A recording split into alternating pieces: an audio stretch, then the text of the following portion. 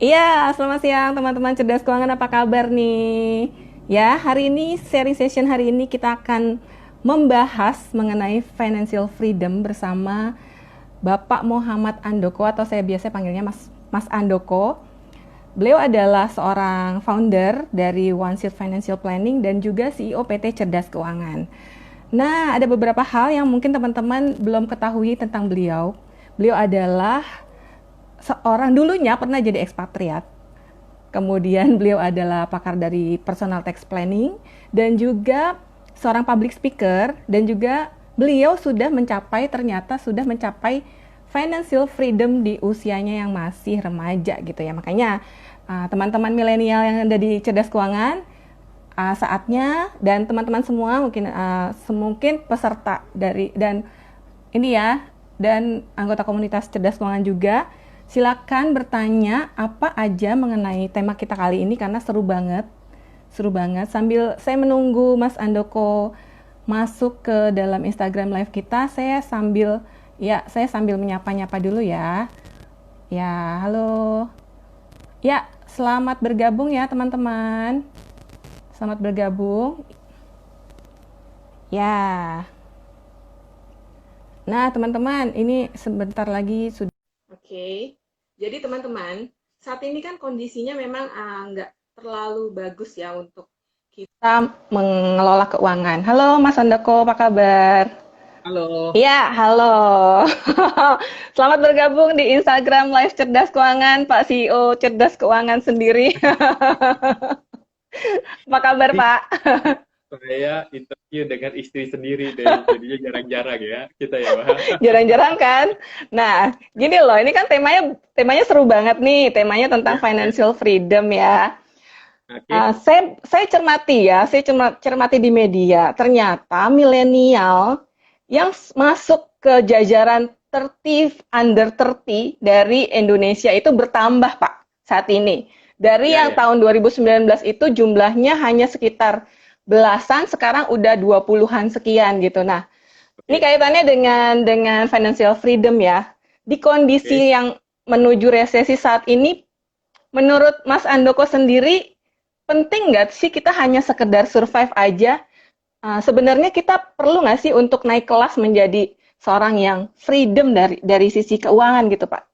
Ya, ya, ya, oke. Ya, Jadi kalau ngomongin financial freedom ya teman-teman ya, semuanya yang ada di komunitas cerdas keuangan, saya punya terminologi sendiri. Walaupun sebenarnya ya, beberapa orang punya terminologi yang berbeda-beda. Ada yang bilang financial freedom misalnya ketika pendapatan lebih besar dari pengeluaran. Ada yang bilang misalnya ketika mereka punya aset yang lebih banyak daripada income-nya dia. ya. Ada yang bilang misalnya dia punya 3 kali dari pengeluarannya dia gitu jadinya ya.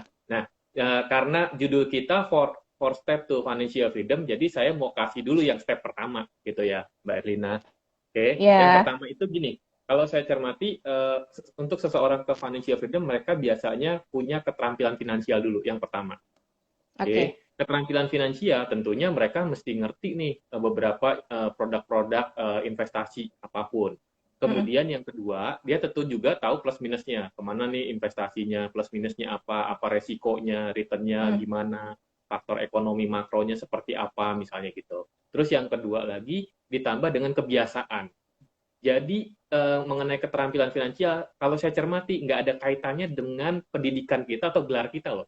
Karena saya cermati mm, juga ada beberapa orang yang hanya lulusan SD tapi mm. mereka punya mencapai kebebasan finansial. Ada juga Ya, ya. beberapa yang saya cermati kayak gitu ya. Jadi yang pertama adalah keterampilan finansial. Oke. Oke, Kemudian yang kedua yaitu adalah kestabilan finansial. Masuk financial stability kurang lebih kayak gitu oke, ya. oke. Apa sih maksudnya kestabilan finansial itu? Kestabilan finansial terjadi ketika satu Anda punya aset liquid di Mm, mana aset liquid Anda itu bisa sampai 6 kali pengeluaran Anda. Ya, saya oke, ulang ya. Aset oke. liquid bisa 6 kali dari pengeluaran kita. Oleh sebab itu, maka penting tadi keterampilan finansial tadi. Keterampilan finansial itu kan terkait dengan knowledge-nya dia, habit-nya dia, dan Mm, bagaimana dia membuat laporan keuangannya dia. Walaupun mungkin ya, bisa jadi orang tersebut nggak membuat, tapi secara nggak sadar sebenarnya mereka sudah melakukan, gitu ya. ya. Nah, masuk ke stabilan finansial, dan jangan lupa, selain dia punya aset liquid, dan dia bisa melebihi dari 6 kali pengeluaran, dan jangan lupa, dia juga mesti memiliki asuransi. Oke. Baik itu asuransi jiwa, asuransi kesehatan, maupun asuransi umum. Contoh ya, contoh. Misalnya nih, seseorang udah punya, dia gajinya 10 juta. Dia punya aset liquidnya 60 juta. Berarti kan sebenarnya dia sudah masuk ke stabilan finansial, 6 kali dari pengeluarannya dia. Betul nggak? Ya, Ya. betul. Tapi kalau dia misalnya nggak punya asuransi, contoh ya, saya kemarin sempat nih minggu lalu dirawat. 4 hari kita keluarin uang 15 juta. Ya. Tapi Ya. karena saya punya asuransi, 15 jutanya itu nggak ngambil dari aset liquid saya. Jadinya, itu contoh. Atau contoh lagi misalnya, saya pernah punya temen nih, baru beli mobil. Mobilnya baru diparkir dekat rumah, rumahnya hujan deras di kompleknya, kemudian pohonnya tumbang dan kena rumahnya tersebut, kena mobilnya yang baru dibeli Mobil. tersebut. Ya, Ya. bayangin baru beli loh mobil itu. Tapi karena dia ada asuransi, sehingga mobilnya bisa diganti. Itu salah satu. Oke, Coba kalau oke, misalnya oke. dia nggak punya, uang 60 jutanya digunakan buat memperbaiki mobil tersebut kan. Iya, Ya. iya, iya. Atau peran asuransi jiwa adalah ketika misalnya orang tuanya udah punya aset liquid 60 juta, punya 60 Mm-mm. income-nya 10 juta misalnya tadi ya. Ya, Kemudian ya. satu hari justru dia meninggal. Yang terjadi justru uang 60 jutanya digunakan buat biaya pemakaman, biaya selamatan, Ya. biaya hal-hal yang lain terkait itu. Itu yang saya bilang. Jadi dia harus 6 kali pengeluaran dari aset liquidnya, 6 kali dari pengeluarannya, plus dia harus memiliki asuransi. Apapun jenis produknya terserah gitu ya jadinya. Oke. Masuk yang step kedua baru ya. Terus yang ketiga adalah yang masuk ke dalam, saya mesti coret-coret nih tadi, jadi biar saya nggak ngalor Iya. ngidul. Keamanan Oke. finansial. Keamanan Oke. finansial itu apa sih? Keamanan finansial ketika kita punya punya passive income, dan passive income-nya itu bisa membiayai kebutuhan pokok kita. Ya, saya ulang Oke. ya. Yaitu ketika kita punya passive income, dan passive income-nya bisa membiayai kebutuhan pokok kita. Kan pertanyaannya sama teman-teman adalah gini, kebutuhan pokok seseorang itu apa sih? Gitu kan jadinya. Ya nggak? Dan Ya, kebutuhan pokok orang tentunya beda-beda kan. ya.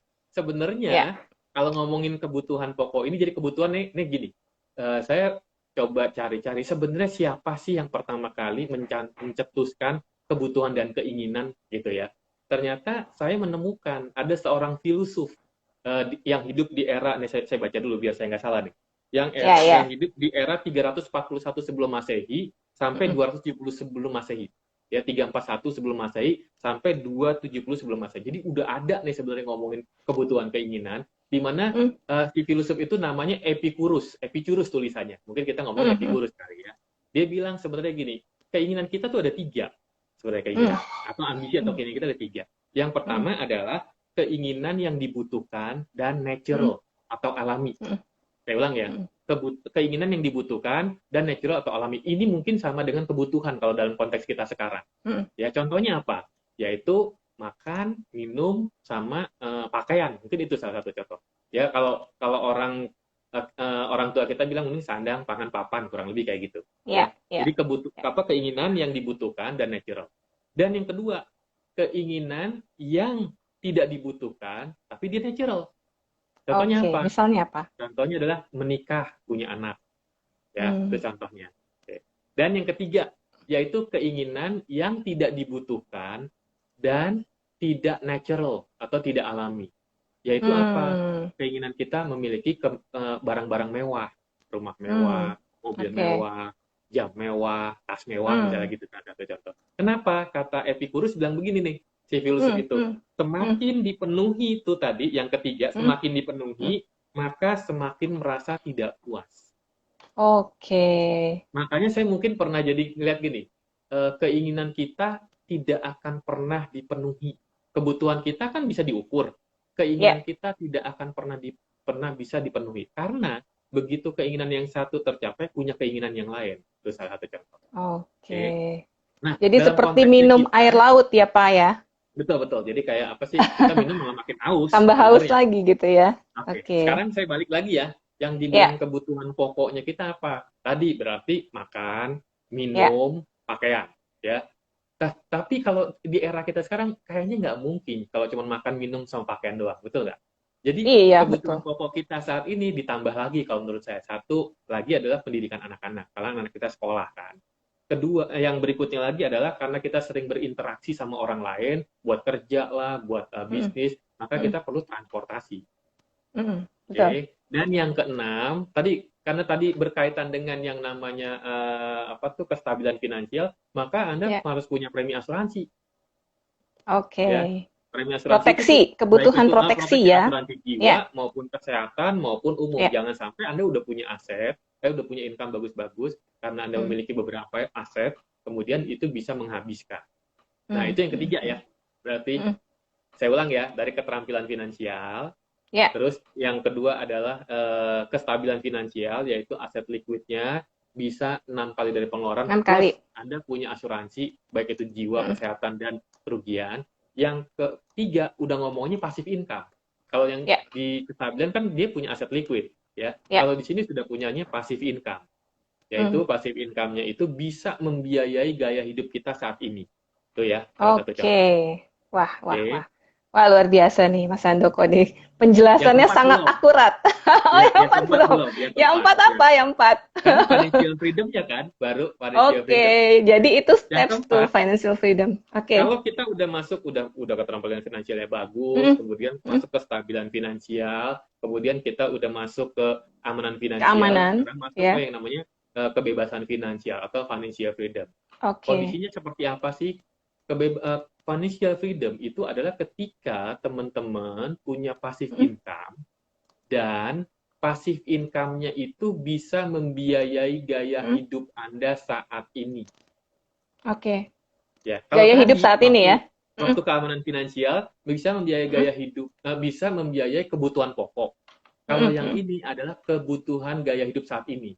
Jadi kalau Oke. tadi yang ada 6 tadi tuh, yang makan, minum, transport, pendidikan Mm, anak, kemudian apalagi tadi cicilan utang mungkin juga masuk tadi tuh salah mm, satunya, mm, mm. sama apa tadi premi asuransi ya.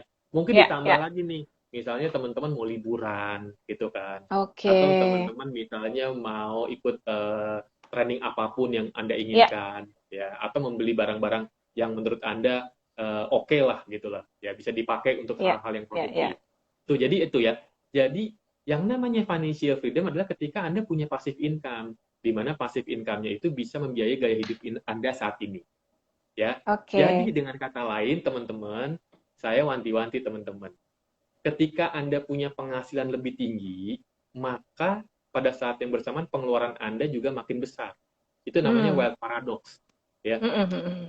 Di mana penghasilan Anda itu akan beriringan dengan pengeluaran, atau ketika Anda punya penghasilan lebih tinggi, pada saat yang bersamaan Anda punya potensi kehilangan uang.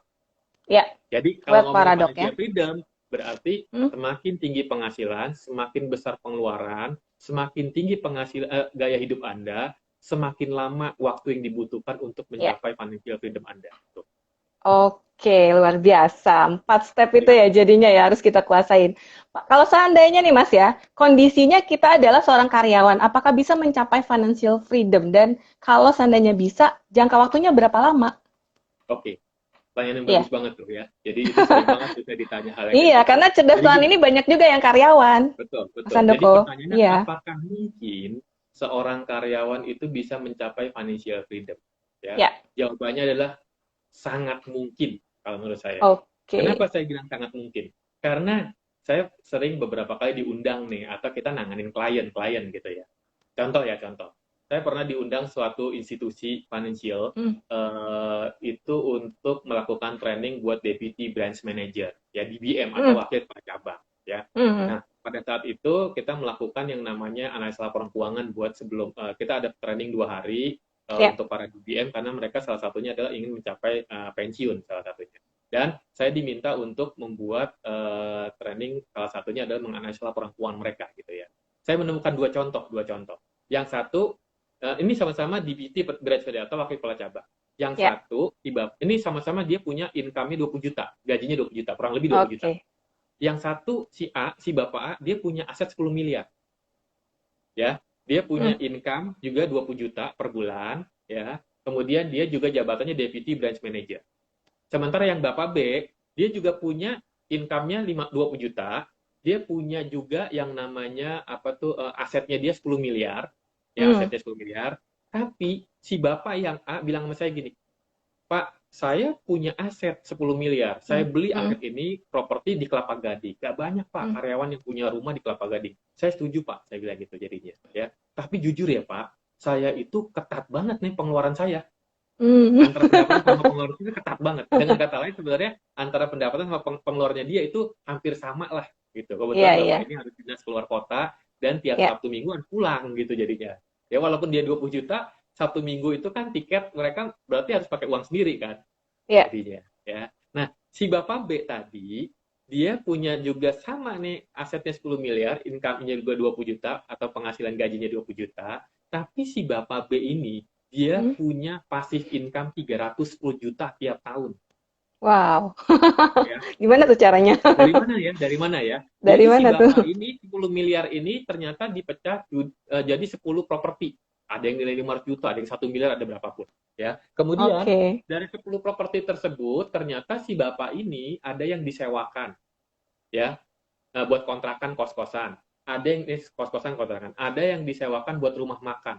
Tadinya dibilang gini, Pak, sebenarnya rumah makan ini tadinya Pak buat orang tua saya, karena orang tua saya kan di kampung, nggak ada yang ngurusin. Jadi saya minta nih ponakan saya untuk bikin rumah makan untuk orang tua. Ternyata justru rumah makannya laku. Banyak orang yang pada beli di situ, jadi bisa menghasilkan passive income. Terus yang keempat, saya punya tanah kosong Pak. Tanah kosong saya itu ada di samping stasiun.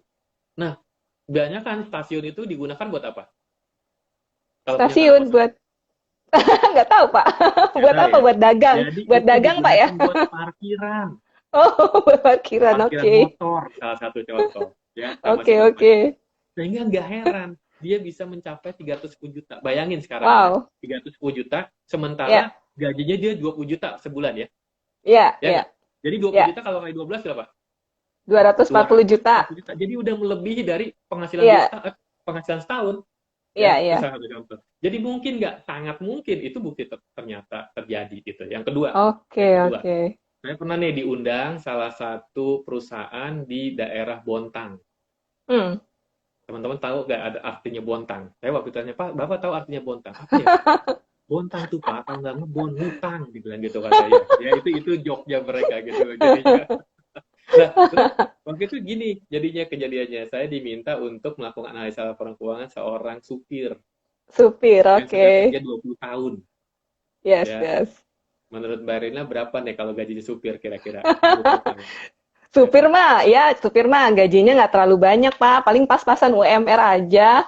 Ya, biasanya gitu ya. Jawaban mereka tuh atau paling tinggi 6 juta, Pak. Dibilang gitu, 6 juta. Segitulah. Tapi Bapak ini ternyata dia punya penghasilan sebulan. Sebenarnya gajinya dia kurang lebih sama benar 5 juta sampai 6 juta. Tapi dia punya lemburannya itu bisa sampai 15 sampai 20 juta. Jadi si Bapak ini punya income sebulan 25 juta. Waktu saya tanya, ini Pak, berapa Pak gaji penghasilan Bapak? 25 juta Pak, dibilang gitu. Saya tanya 2 kali loh waktu itu.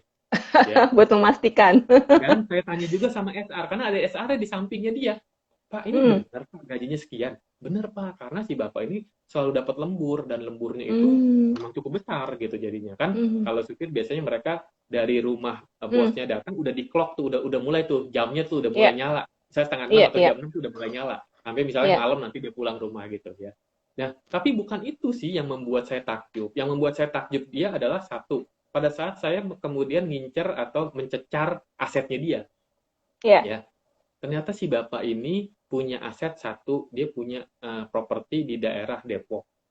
Dan kalau dia properti itu dijual, dia bilang kurang lebih itu 600-an juta. Di era itu ya, itu saya ingat tahun 2012-2013 kalau nggak salah. Ya, 600 juta. Kemudian dia punya rumah juga di Tanjung Barat. Tanjung Barat itu dia bilang punya, kalau dijual kurang lebih hampir 600-an juta juga, dia bilang. Satu lagi, dia punya punya tanah seluas 30 meter persegi. Tapi tanahnya ini adanya di UOB Tamrin, belakang UOB Tamrin. 30 meter tapi di UOB Tamrin, Pak. Bayangin sekarang di Senopati udah 80 juta per meter, berapa tuh di tahun Luar gitu, biasa. gitu ya. Itu contoh Oke. ya. Nggak cukup sampai di situ, si bapak ini ternyata saya kejar lagi, adakah aset yang lainnya lagi Pak? Ada Pak, saya punya sawah di Kampung Tiga. Sawah di Kampung Tiga. Kemudian ada lagi Pak Hmm. yang lainnya, ada Pak, saya punya warteg 3, dibilang gitu. Waduh. Bayangin ya. Dan bapak ini hanya lulusan SMA loh. Usianya berapa tahun, Pak, kalau boleh tahu?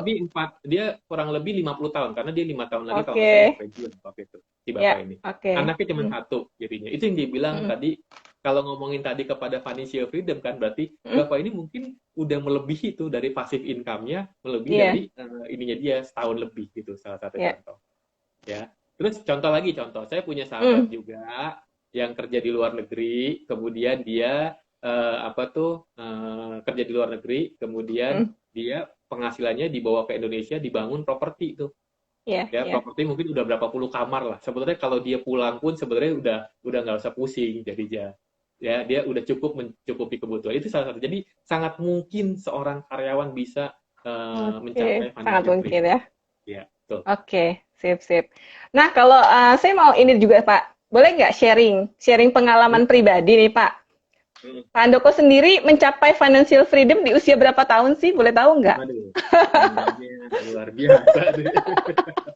Oke, jadi gini. Boleh dong di-share Dulu ke saya teman-teman. pernah bekerja di Saudi Arabia dulu ya. Saya pernah kerja di Saudi Arabia waktu tahun 97, 98, 98 kalau nggak salah. Pada saat krisis di Indonesia, saya di-reassign ke Saudi Arabia karena di sana justru lagi booming ya. Nah, pada saat itu pada saat saya saya terima gaji kan, gaji saya itu sebenarnya bentuk realnya itu saya convert ke dolar, jadinya kayak gitu ya. Pada saat itu range-nya itu kalau nggak salah 8.000 sampai 10.000 ya. Bahkan saya pernah nikmatin deposito di tahun 2008 tuh 50-60% tuh. Ya nggak akan pernah terjadi lagi kali ya, gitu ya. Bahkan saat krisis gitu ya. Kemudian saya pulang bawa sejumlah uang ya, sejumlah uang itu. Kemudian tahun 2000-an ya, saya ingat suku bunga deposito pada saat itu 12%. Jadi saya kumpulin kerja kurang lebih hampir 2 tahun, saya kumpulin, kemudian saya taruh di deposito waktu itu 12%, dan itu bisa mencukupi hidup saya 3 tahun ke depan. Hanya Tanpa punya dari utang ya, Pak? bunganya, tanpa punya Tanpa utang. punya utang ya? Ya, tanpa Mantap. punya utang. Ya, itu salah satu contoh. Jadi, ya jelek-jelek diri saya pernah ngalamin lah gitu loh. Jadi, ya namanya financial freedom ya. Dan dari Apa situ, yang Bapak kemudian lakukan, saya Pak? Beli belajar. mobil atau apa, Pak? Beli mobil atau... Saya Oh, enggak. pada saat itu di tahun 2000 Anda punya income 1 juta aja udah luar biasa loh menurut saya. Kenapa luar biasa? Kenapa? Karena bensin harganya masih Rp600 per liter. Iya, Kalau iya, Anda iya. naik ongkos mobil itu seingat saya Rp500 sampai 1.000 ya kalau nggak salah mungkin ya. 1.000 atau Iya, iya. 1.000-an lah kurang lebih ya. Kemudian makan mungkin hanya 5.000 sampai 15.000 pada saat itu. Iya. Ya, itu contoh jadinya. Jadi kalau misalnya Anda punya uang 100 juta aja dengan 12%, berarti tiap bulan Anda dapat 1 juta tuh, teman-teman. Itu udah cukup ya di tahun 2000-an. Luar biasa ya, Pak ya. Oke. Nah, ini nih buat teman-teman ya. Teman-teman di Cerdas Keuangan banyak banget milenial, Pak ya. Baik itu yang sudah bekerja, sudah memulai keluarga bahkan. Kadang-kadang banyak tuh pertanyaan yang datang ke kita gitu ya. Bagaimana nih Mbak mengatasi gaya hidup? Karena gaya hidup ini tantangannya luar biasa. Kitanya nggak punya gaya hidup yang tinggi-tinggi amat. Sementara teman-temannya mungkin peer group mereka, gaya hidupnya mungkin lebih tinggi dari dirinya sendiri gitu. Gimana caranya supaya anak milenial atau anak muda zaman sekarang yang masih menata hidup dan menata keuangannya supaya menuju financial freedom, gimana caranya supaya nggak kebablasan? Nah, jadi gimana caranya? Jadi itu nggak menjadi sebab seseorang terjerumus pada financial trap, tapi justru menuju pada financial freedom gitu. Gimana caranya, Pak? Oke. Kalau menurut saya maka balik aja lagi pada step yang pertama. Miliki dulu tuh yang namanya keterampilan finansial. Keterampilan. Ya, keterampilan finansialnya berarti terkait dengan knowledge-nya, dengan kebiasaannya. Ya, satu lagi ya. Si Epicurus itu tadi, yang filsuf yang hidup di era tadi 341 sebelum Masehi dan 270 sebelum Masehi, yang dia bilang mungkin bisa digunakan tadi tuh yang keinginan itu ada 3 tadi tuh. Keinginan sama dengan kebutuhan yang pertama, keinginan Ya, yang kemudian tidak dibutuhkan tapi natural, atau yang natural, tidak dibutuhkan dan tidak natural. tidak Coba natural. deh lihat di situ ya. Dan satu lagi, si Epicurus ini juga Ya. dia yang membuat sekolah hedonisme. Wah, Nah, oke. pengertian kita hedonisme itu apa Iya, biasanya? hedon itu kan bergaya-gayaan lah dia Ya enggak? dengan segala yang dia punya ya. Betul, betul, betul. Iya. Ternyata menurut Epicurus itu hedonisme itu punya dua makna, dua arti sebenarnya. Oke. Yang pertama adalah kesenangan materi, yang sering, which is itu adalah yang sering kita jumpai Iya. saat ini. Dan yang kedua adalah kesenangan batin. Oke. Jadi Jadi bukan dua cuma sisi. kesenangan materi. Kesenangan Iya. materi itu seperti misalnya tadi ya, contohnya kita ingin Oke. berupaya sebisa Mm-mm. mungkin untuk mendapatkan Mm. penghasilan lebih tinggi, aset, Mm. gelar, Mm. kehormatan, yang justru sebenarnya menurut dia semakin kita mencapainya, semakin kita nggak puas. Mm. Itu salah satu contoh. Oke, Ya, itu erat banget kaitannya sama obrolan waktu itu ya, sama Mbak Aisyah, seorang psikolog. Dia ya, menyebutkan bahwa finansial sama emosional, baik itu ini kan kesenangan tadi kan Bapak bilang kesenangan materi sama kesenangan emosi ya. Itu ya, kaitannya erat banget gitu karena betul, pada betul. saat seseorang tenang dari sisi emosional, dia juga bisa memperoleh kesenangan dari sisi finansial juga gitu. Jadi itulah Ya, yang diajarkan sama Epicurus ya. Wah, keren ya, banget nih, ya, Pak. ya. Jadi itu udah ada ternyata 340 sebelum Iya ya, Masehi loh, baru kita tahu tuh sebenarnya. ternyata Gitu. udah tua banget ilmunya ya. Iya, betul. Oke, oke. Nah, Pak, Pak Andoko ini kan juga sebagai seorang personal financial planners dan Ya, personal tax planners juga ya. ya, ya. Dan saya Betul. cermati kadang-kadang seseorang itu sudah mengelola keuangan dengan baik, tapi kemudian dia terjerat atau dia harus menanggung beban-beban biaya seperti beban biaya pajak dan lain sebagainya. Nah, sebagai seorang financial tax planner sendiri, personal tax planner sendiri, gimana Pak cara antisipasi kita mungkin sebagai karyawan profesional untuk antisipasi pajaknya supaya nggak terlalu membebani keuangan Ya. gitu, seperti apa Pak? Jadi gini, dalam konteks Mm, karyawan, kalau mau jujur mm, ya, karyawan itu kan sebenarnya kalau ngomongin personal tax itu dia nggak banyak hal yang bisa dilakukan. Kenapa? Karena ya, seorang karyawan itu bayar pajaknya di depan. Maksudnya apa di ya. depan? Pada saat kita terima gaji, sebenarnya yang terima gaji pertama kali itu bukan Anda, teman-teman, tapi Siapa pemerintah. dong? Lewat apa? Karena dipotong PPh Oh, 21, betul nggak? oke. Iya, Ya iya, nggak iya. dipotong yang 21. Sehingga yang kedua baru Mm, terima Anda. Bisa jadi bukan Anda juga yang menerima yang kedua, tapi bank yang terima. Kenapa? Karena Anda punya cicilan iya, utang. Gitu kan jadinya. iya, Ya. iya. Nah, oleh sebab itulah perlu buat kita untuk mengetahui mana saja instrumen-instrumen investasi yang teksnya minimal. Karena Nah, itu investasi dia tuh. musuhnya ada dua. Yang pertama adalah inflasi, yang kedua adalah tax. Contoh misalnya, kalau Anda menempatkan pada sebuah instrumen investasi seperti deposito, ya, sekarang deposito tuh kalau saya cermati tuh 4 sampai Mm, 6%, 4 sampai 5% malah kali ya, 4 sampai iya, 5% iya, di buku 4 ya, bank-bank buku 4 tuh kalau saya iya. cermati. 5% aja. Mm, 5% kalau saya punya 20%, 5% bunganya, maka mm, dikurangin apa tuh taxnya 20%, berarti kan mm, yang saya terima hanya terimanya 80%, karena 20%-nya kan iya, diambil oleh pemerintah. 80%-nya kali apa berapa? Misal contoh kalau misalnya 100 juta, 5%-nya kan 5 juta tuh, iya, ya enggak? iya. 5 Mm, juta kalau dikali 80%-nya hanya terima 4 juta loh netnya gitu. Itu contoh ya. Atau contoh, saya beli rumah. Kalau beli rumah, kita tuh kan mm. sebenarnya tanpa sadar kita bayar yang namanya BPHTB ya. BPHTB, bea Iya, perolehan hak atas tanah hak. dan bangunan. Oke, saya beli 1 miliar Iya. rumah.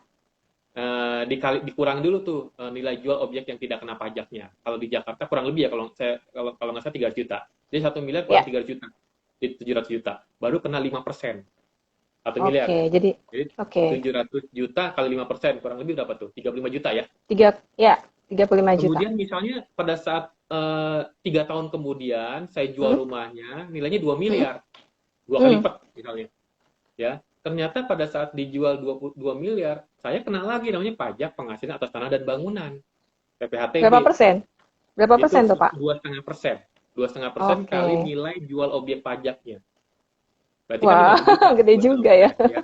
Nah, berarti sebenarnya Anda udah ngeluarin uang itu adalah kena pajaknya itu sekitar 50 juta tambah 35, 85 juta. 85. Itu contoh. Ya. Wow. Obligasi, contohnya Oke. obligasi, ya. Obligasi retail Indonesia kemarin kan baru keluarin ya, seri Mm, 17 itu kurang lebih 6,4%. 6 deh biar gampang hitungnya. mm. 6%. Tapi teksnya tidak 20%, 15%. Jadi dengan kata lain, teman-teman juga harus mengetahui nih, mana saja instrumen-instrumen yang teksnya Mm. minimal, gitu. Karena Ada supaya nggak sih investasinya instrumen bisa berkembang. investasi yang nggak ada teksnya? Ada, contohnya reksadana, itu nggak ada Oke. teks. Kenapa dia nggak ada teksnya? Karena pada saat reksadana kan sebenarnya investasi buat orang-orang retail ya. Ya, Ya. ketika seseorang naruh uangnya ke manajer investasi Mm. menempatkan lagi kepada instrumen, misalnya ada beliin deposito, beliin Mm. obligasi. Di sini Ya, mereka ya, tuh udah ya. kena. Pada saat dia beliin Oke. depositonya udah kena, obligasinya beberapa ada yang udah kena gitu ya, atau dia Mm. beliin saham dia juga udah kena. Makanya dia kalau dia Oke. kena 2 kali dia kena double tax. Tuh, ya. Oke, oke. Wah, mantap, Pak. Mantap. Mm-mm. Oke. Pak, kalau boleh tahu ya, Pak, untuk kondisi saat ini ya, portofolio seperti apa nih investasi supaya kita bisa bebas keuangan atau mencapai financial freedom di kondisi saat ini? Kalau pilihannya saat Alokasinya ini, seperti apa? Alokasinya seperti apa? ya, kalau pilihannya saat ini mungkin obligasi salah satu jadi alternatif ya, karena obligasi itu kan dari sisi kita adalah dia kan jenis fixed income, instrumen fixed Ya, income, di mana fixed ya, income itu dia memberikan fix dalam bentuk apa? Kupon. Kupon kalau ya. bahasanya orang deposito itu adalah bunga sebenarnya, sehingga dia bisa Hmm. terima reguler, salah satu contoh. Mm-mm. Kalaupun Anda sebenarnya juga bisa juga memberikan ke dalam produk pasar modal yang lain seperti misalnya saham. Mm, Tapi saya bilang mm, ada catatannya. Catatannya yang mm, pertama adalah Anda harus melakukan analisa dulu. Jangan mm. investasinya ikut-ikutan atau Nah, disaranin orang misalnya gitu. nah itu dia. Karena Ya. itu yang terjadi, banyak orang investasi-investasi bodong tadi karena mereka ikut-ikutan, dia tidak melakukan Mm, analisa. Saya pakai terminologinya Benjamin Graham deh, gurunya Warren Buffett ya, ya, Warren Buffett ya. ya. Warren Buffett bilang, gurunya si Benjamin Graham bilang, investasi itu ada 3 karakteristiknya. Satu, Anda harus melakukan analisa.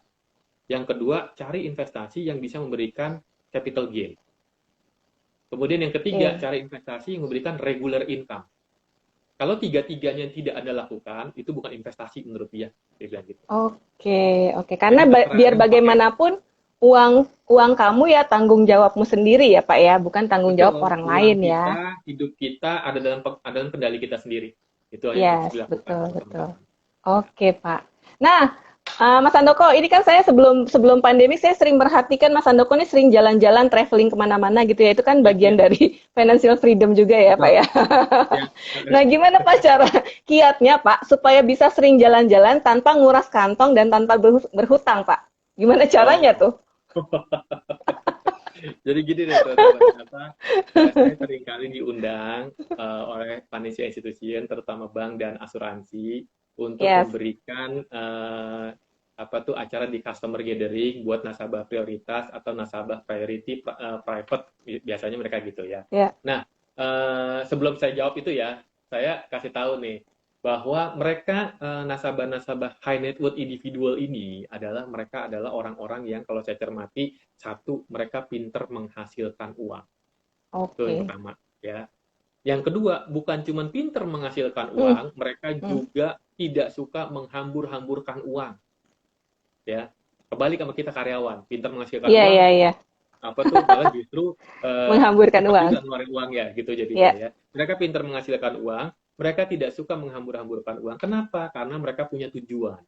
Karena mereka ya. tahu mana kebutuhan dan mana keinginan. Kembali kepada Oke. teorinya si Epicurus tadi mungkin. Ya. Yes. Yang ketiga adalah mereka juga pintar memprotek asetnya mereka. Makanya pasti mereka punya asuransi itu. Mau di asuransi jiwa, kesehatan, apapun yang general. Yes, Makanya yes. terkait mungkin dengan yang tadi financial stability tuh, salah satu contoh. Ya. Kemudian yang Ya. keempat, mereka juga pinter menempatkan investasinya pada instrumen yang teksnya minimal, yang pajaknya kecil. Oke. Nah, tadi Yes. terkait dengan pertanyaan Mbak Rina yang apa saja Ya. sih yang produk-produk yang teksnya lebih minimal gitu ya.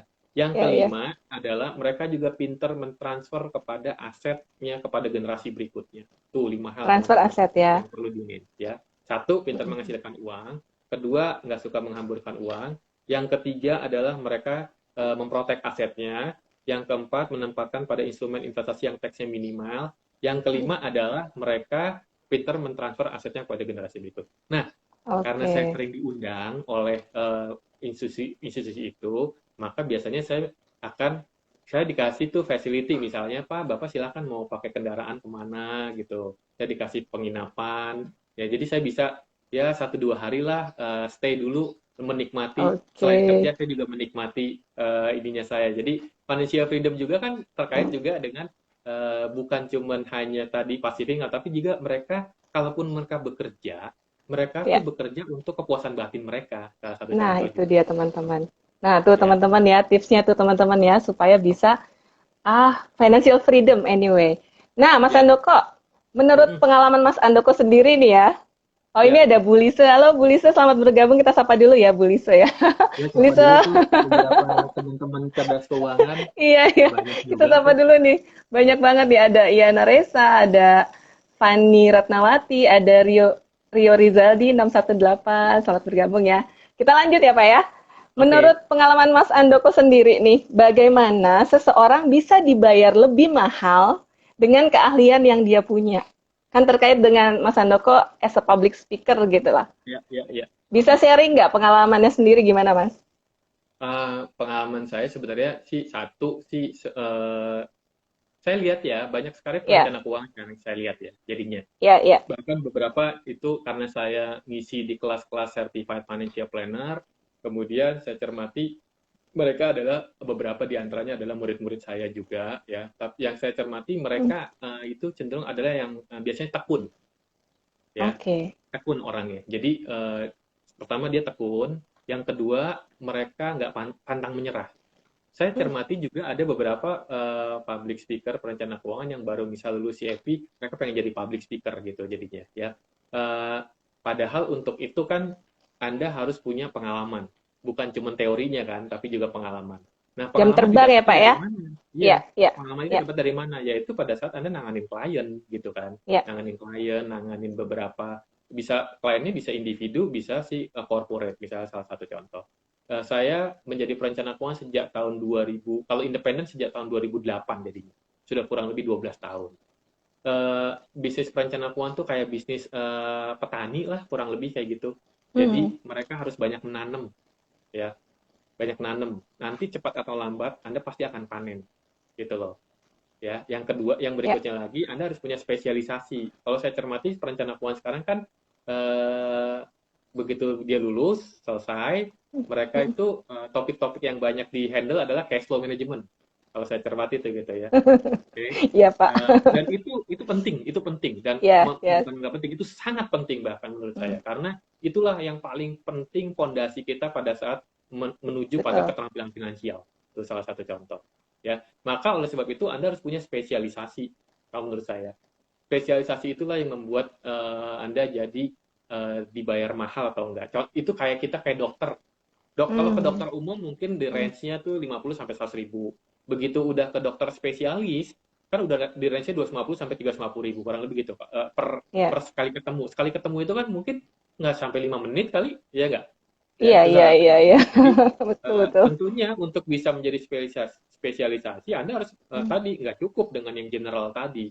Anda tambahin dengan pengetahuan-pengetahuan yang spesifik yang Anda miliki. Contoh ya, background saya S1 saya fiskal tax gitu kan. Oleh sebab itu kan nggak banyak perencana keuangan yang punya background tax. Maka saya dedikasikan untuk personal tax salah satu contoh. Saya pernah di industri asuransi juga. Saya pelajari tentang Ya. asuransi juga gitu. Kemudian karena saya sering ngomongin estate planning juga pada saat bersamaan, saya banyak ketemu orang-orang yang senior citizenship tuh. Karena menurut WHO Hmm, katanya orang-orang yang usia dewasa itu justru di level 50 sampai 70 kalau nggak salah tuh. Jadi ya, bukan ya, tua ya, gitu. ya. Dia usia dewasa, Senior ya. matang mereka gitu katanya. Ya. Jadi saya sering ketemu orang-orang yang usia 60, 70 ngomongin tentang asset planning mereka seperti apa. Jadi harga itu kan satu tentu harus dibarengin dengan keterampilan Anda, harus dibarengin dengan spesialisasi Anda, Ya, pengalaman ya. Anda, juga salah satunya juga persepsi kalau saya lihat juga gitu. Ya. Jadi tergantung. Jadi Anda mau pilih yang mana? Itu ada pilihan Anda sendiri. Wah, menarik nih, menarik sekali nih, Pak. kita kita bahas tentang semuanya nih Pak ya. Ya, ya, Oke. Ini kan kita masih ada waktu nih sebenarnya Pak, masih ada waktu sekitar 10 menit lagi nih. ya. Nah, teman-teman itu ya obrolan kita kali ini yang berdaging ya. Cukup banyak nih dari pakarnya langsung ya Pak Muhammad Andoko. Sebenarnya Pak, banyak sekali nih yang mau saya tanyakan lagi tentang keterampilan finansialnya seperti Hmm, apa, kestabilan finansialnya seseorang seperti apa, keamanan juga dan kebebasan ya, finansial. Tapi kan mungkin akan ada sesi selanjutnya lagi kita bedah satu-satu ya Pak. boleh, Seperti itu ya. boleh. Oke, sekarang yang terakhir nih Pak, mungkin tips untuk semua rekan di teman-teman di Cerdas Keuangan untuk Hmm, menghadapi kondisi saat ini dan bagaimana memandang nanti masa depan lagi. Maksudnya kan kita nggak selamanya berada di kondisi seperti ini ya Pak ya. oke, Ada saatnya kita akan maju ke depan lagi dan bagaimana cara kita untuk bisa optimis ke depan lagi Pak untuk mencapai financial freedom tentunya. baik. Tips dari Pak Karena Andoko silakan. karena ini ada di komunitas cerdas keuangan, jadi saya Ya, gunakan akronim cerdas aja. siap, mantap. Ya. Di Silakan mana Pak. C-nya, C yang pertama adalah Ya, cek kondisi keuangan Anda. Check your oke, financial health. Sekarang adalah oke. waktunya. Saya cermati karena banyak orang-orang yang tidak mempersiapkan dana darurat, ya Hmm, kan? Padahal ya, dulu sih saya sering banget tuh ngisi bahwa harus hmm, nyiapin dana darurat. Sekarang banyak perencana keuangan juga bilang harus nyiapin dana darurat, ya nggak apa-apa. ya, Jadi ya, ya. membantu masyarakat untuk bisa mempersiapkan. Jadi ini adalah bagian dari cek kondisi keuangan adalah salah satunya Anda harus punya aset liquid di mana kalau ngomongin tadi yang namanya kestabilan finansial kan 6 kali ya. Kalau di Ya, aset dana darurat 3 sampai 6 kali. Itu contoh. oke. Jadi cek kondisi keuangan Anda. Asetnya apakah aset yang produktif atau aset konsumtif? Apakah penghasilan Anda itu justru dibarengin dengan pengeluaran Anda apa enggak tuh? Ya. Kalau ngomongin Oke. financial freedom, semakin tinggi penghasilan, semakin besar pengeluaran, semakin tinggi gaya hidup, semakin lama waktu yang dibutuhkan untuk financial freedom. Itu salah satu contoh. Oke, C oke. ya.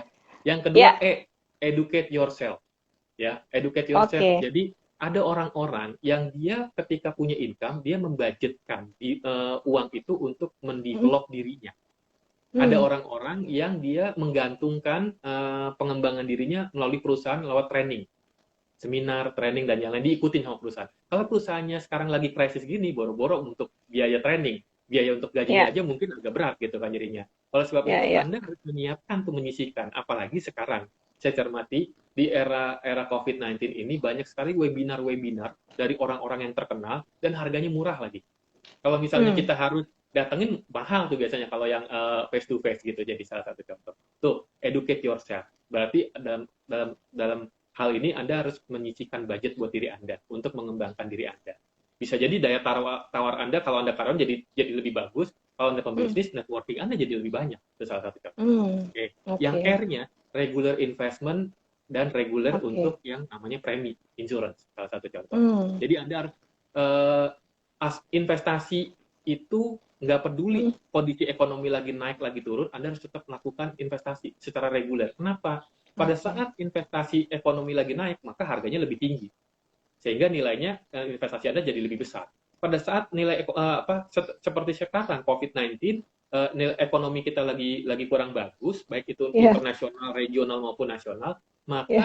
harganya jadi at discount. Sehingga kalau Anda Oke, regular oke. premi atau regular investment, maka dapatnya lebih murah gitu jadinya. Dengan catatan untuk jangka Siap. panjang, catatan. Kemudian Yes. D-nya debt management. Kan CER, Oke, D-nya debt management. Jangan lupa nih, saya oke. temui banyak beberapa teman-teman yang saat ini banyak melakukan yang namanya cicilan-cicilan utang. Mobil Hmm, lah, rumah hmm. lah, atau perbaikan rumah lah, misalnya contohnya. Pada saat COVID, gajinya ada yang dipotong. Atau Nah, mungkin itu kalau dia dia. pebisnis, malah income-nya menurun karena nggak banyak orang yang datang. Sehingga Iya, iya, mempengaruhi iya. terhadap pembayaran dia. Ya, jadi perhatiin tuh debt manajemennya ya, terutama ketika teman-teman punya utangnya tuh utang-utang yang konsumtif, salah satu contoh ya. Oke. Kemudian A-nya asset allocation ya, penting, don't put your egg in one basket, jangan pernah menaruh dalam satu keranjang ya. Ya. Jadi perlu tuh untuk menempatkan beberapa aset buat Anda, walaupun kalau Anda udah ahli justru Anda akan fokus pada aset itu aja seperti yang dilakukan oleh Warren Buffett ya. Jadi justru dia bilang put your egg in one basket and watch it, dia bilang gitu ya, perhatiin benar-benar karena dia Iya, memang iya, iya. spesialisasinya di situ gitu kan. Tapi mungkin karena terbatas kita, ya kita sebar dulu sampai nanti Ya. Anda punya kemampuan untuk melakukan aset yang ngerti banget itu aset. Kemudian A tadi ya, yang terakhir S. S-nya, strengthen your financial habit. Oke. Ya, perkuat financial habit Anda. Financial habit Anda tadi, Anda udah punya penghasilan yang lebih bagus, jangan sampai income Ya. pengeluarannya jadi lebih besar gitu. Jadi salah satu contoh. Atau utang-utangnya Oke. jadi lebih banyak yang utang-utang yang konsumtif. Ya, Oke. kebiasaan atau Anda kebiasaan itu salah satu juga bisa regular investment itu adalah membentuk kebiasaan untuk selalu nabung sebenarnya, nabung investasi. Oh. Ya, Oke. strengthen your financial habit. Kenapa? Karena financial habit itu ada dua kondisi yang Hmm. membuat Anda jadi, kalau financial habit Anda bagus, membuat Anda menjadi kaya, tapi kalau financial habit Anda jelek, membuat Anda menjadi kayanya, bukan kaya, tapi kaya. Kayaknya. Nah, itu dia, Pak. Luar biasa. Jadi itu kalau dicermati ya, teman-teman ya, menyusun kata cerdas itu sendiri ya, Iya, iya, benar. CERDAS ya, luar Iya, biasa. betul. Ternyata cerdas keuangan sebegitu terukurnya ya, Pak ya. Iya, betul. Kalau nggak memenuhi salah satu dari itu berarti belum cerdas keuangan, Pak. Gitu ya, Pak ya. Betul, betul, setuju, Oke, setuju, teman. setuju. Ya, Ya, oke. teman-teman jangan khawatir, ini akan kita save ya. Jadi buat teman-teman yang mungkin ketinggalan atau mungkin baru join tadi, kita akan save di IGTV-nya Cerdas Keuangan. Pak Andoko, ini kayaknya waktunya juga sudah mau habis ya. Teman-teman Oke, kalau masih ada pertanyaan, langsung aja DM ke IG Cerdas cerdas Keuangan keuangan. atau langsung ke Instagramnya Pak Muhammad Andoko di Andoko Andoko Muhammad. Muhammad. @Andoko Muhammad. Silakan teman-teman. Terima kasih banyak Pak Muhammad Andoko atas waktunya yang sangat Terima kasih juga, berharga kayaknya nih ada kita. teman-teman yang nanya saya Kenapa? get well soon karena minggu lalu saya sempat Iya, dirawat. iya, Terima iya. kasih atas doanya, Iya, iya. atas Iya, Pak. pemulihannya. Ya. Sehat selalu ya, Pak ya. Dan Oke, semakin thank you. sukses ya. Semoga banyak Terima manfaatnya kasih buat banyak loh sahabat-sahabat cerdas sharing keuangan. sessionnya saat ini. Semoga menambah insight buat teman-teman semua. Terima kasih Oke, teman-teman sudah bergabung. Terima kasih juga semuanya. Saya sapa juga nih Mas Irsyad, ternyata udah join dari tadi dia. Mas Irsyad oke, oke. WM, Bu Lisutan juga terima kasih. Mas Iana Resa juga terima kasih teman-teman semua. Tetap stay tune di Cerdas Keuangan karena semakin banyak lagi insight menarik nanti di Instagram berikutnya. Oke, terima kasih. Saya Erlinda Juwita dengan Pak Muhammad Andoko. Saya Mohon pamit pamit ya undur teman-teman ya. diri. Terima Oke, kasih. Assalamualaikum ya. warahmatullahi wabarakatuh. Selamat siang. Selamat Terima kasih, siang. Pak. Ya. Thank you.